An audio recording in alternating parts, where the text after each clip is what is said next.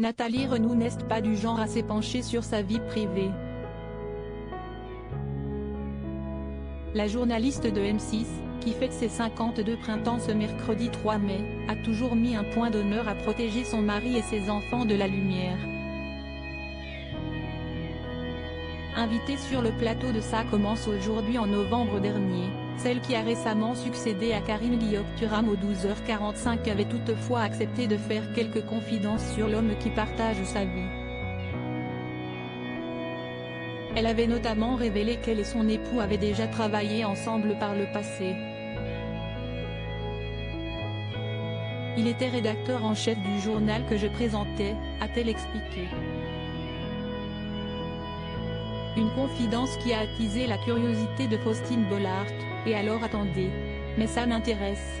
Vous l'avez rencontré dans ce cadre-là ? S'est interrogée l'épouse de Maxime Chatham.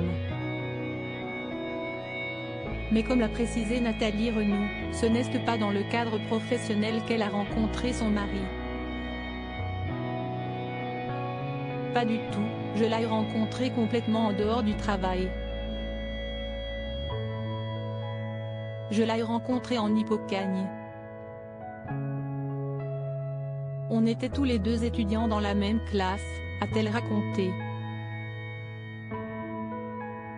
On a eu des parcours parallèles et puis il se trouve qu'à un moment donné, on s'est retrouvés à M6 et on a travaillé ensemble, a expliqué celle qui a rejoint la chaîne à l'été 2006. Si est-il facile ? Lui a demandé, cache, Faustine Bollaert. J'ai trouvé ça plutôt agréable. Lui a répondu Nathalie Renaud, précisant que tout n'est pas blanc ou noir.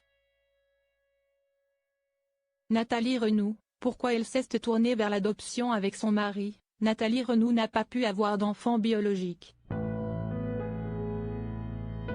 Si est-il la raison pour laquelle le couple a choisi d'adopter? Avec mon mari, Mathieu, nous ne pouvions pas avoir d'enfant biologique et nous nous sommes tournés vers l'adoption.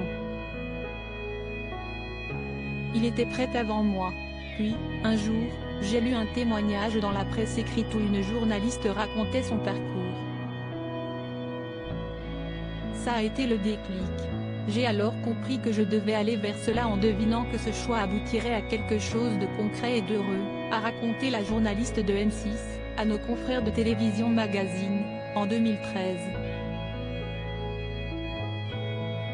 En 2003, Nathalie Renaud et son mari Mathieu ont rencontré leur premier enfant, à Monteria, en Colombie. Il y avait plein de monde. On a mis un bébé dans mes bras et il a hurlé.